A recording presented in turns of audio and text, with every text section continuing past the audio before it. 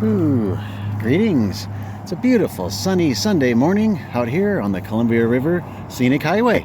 Yep, Old Highway 30, the first scenic highway built in the United States, actually. It was built between, 1913 and 1922, if I'm remembering correctly. And it's got this beautiful picket fence, the white picket fence for a guardrail, which is just lovely. It's one of the hallmarks of this beautiful drive that goes a good 80, 90 miles from Portland to the city of the Dalles. Out ahead of us here, maybe a good 6 miles distant, we just passed the last mailbox, or almost last mailbox, of the tiny community of Rowena. And we're cruising along, heading upriver. And it's a gorgeous fall morning. We are in the burn zone. You might notice some stumps as we go along. The trees they had to fall to keep them from falling into the roadway after the Rowena fire last June. But let's see if we can find a convenient place to stop briefly and take in the vista. Now that they've cleared a lot of the trees on the east side of the north side of the highway here, the vistas at this section of the road are much improved. So if you're going to come out here once they reopen it to tourists, it's only locals right now because they want to keep traffic down while they recover from the fire. Yeah, about a good 90 to 100 structures burned in that fire. And you go through the burn zone here and you'll see one completely destroyed property, one that was spared, and here's a property. There's one or two homes along the side here, and then you could technically pull over and take in a view in their driveway, but please don't do that. There's plenty of turnouts to do that, especially now with the road open like this. But on my bike I can get out of the way. We'll pull over here briefly, and if the Jacobsons come along, I'll see them having to open their gate anyway, and I'll get right out of their way. But, oh goodness, this is beautiful. Let's put the bike on the kickstand and take a quick look. Stay parked there. Don't you fall over. Had that happen. And we're, of course, right along the replacement highway, Interstate 84, so it's awfully loud. But the fall colors are dotting the hillsides across here. It's absolutely beautiful. The highway just kills it, I'm sorry. But it'd be a lot better to be along Highway 14, which runs along the other side of the river there. And you can actually hike along these bluffs here on the Cherry Orchard Trail, where I've taken you folks. There's actually an old cherry orchard just up there above Doug's Beach State Park, which is somewhere right in here. And of course, the one that I'm going to try to take you folks to one of these days, but it's a rugged hike. I've done it before. Is these rocks here. You can see these. Let's see if I can zoom in. These vertical knife ridges. Look at those, like dinosaur backbones. And one of those actually, somewhere in it, has an actual opening through it, a portal, and you can go through what's called the Devil's Hole.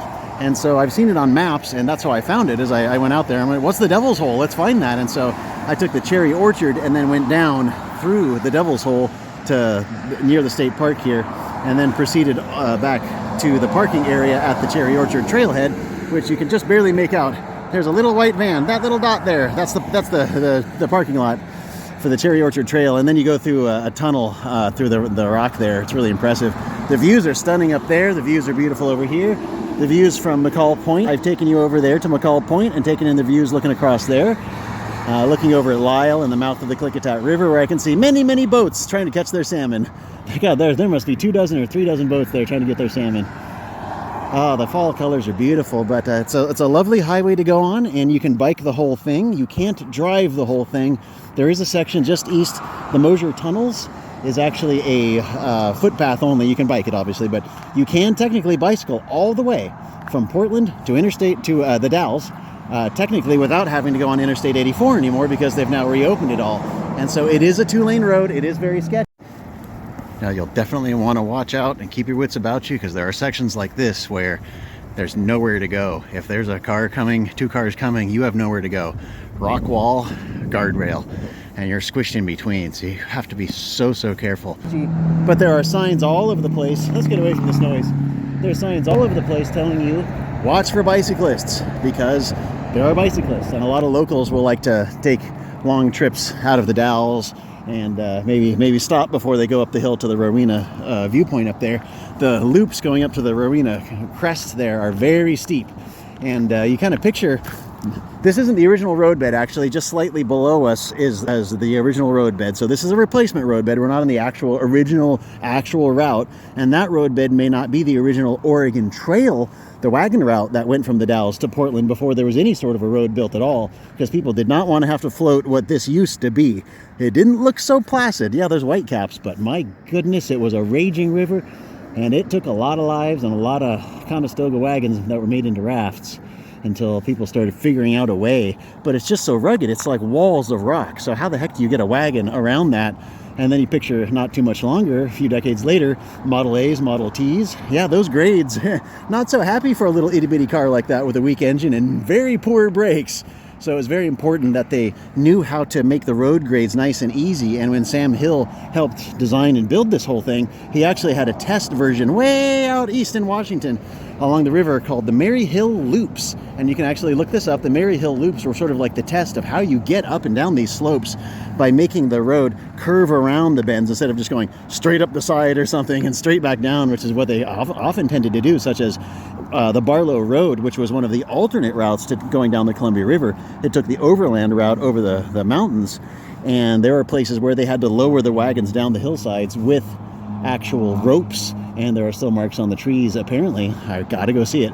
You can see the rope marks are still there from when the pioneers were, or I guess pioneers, the immigrants were lowering their wagons down the steep slopes, because they didn't really get, if you build a nice road grade, around the curve and slowly, it's farther, but it's less steep. And so it's how you get up these crazy hillsides formed by the Columbia River Gorge here. And now this is not the original gorge. I got some traffic coming. This is not the original gorge. Just on a quick aside, all this basalt that you see, this actually filled up the original gorge, and this is the replacement gorge that the river then carved through. And so this is the second gorge and not the original highway. So things are always in flux. Things are always changing, and pardon me for the vehicle, and give him a smile. And on that note, the fences, the guardrails, the lovely picket fence guardrails, yes, they burned in the fire, and yes, they are going to replace them. The trees will grow back, the land will recover, the houses will get rebuilt. There's actually, I've been watching, as I've been doing a few bike rides down the highway here, I've been watching one of the houses slowly go from a poured foundation to framing to walls to then a roof, and now they're actually like putting in doors and windows, and it's interesting to see. Life just goes on, so people, oh gosh, the tragedy of the fire, oh, the changes that keep being made. Well, that change isn't permanent. Some other change is going to come on, and some other change is going to come on. So the only constant is change, and the seasons are a-changing, and it's definitely a beautiful time to be out, because there are no ants anywhere that I can find. It is too cold and too wet, ha ha ha. And the fire probably might have torched a few of their colonies. Good riddance, But definitely got to get going here. The wind's starting to pick up, but I really appreciate you joining me here for a quick stop along the Columbia River Scenic Highway, Old Highway 30, as we take in this beautiful vista, looking across this ancient gorge, gorgeous fall colors, and of course, not one single ant.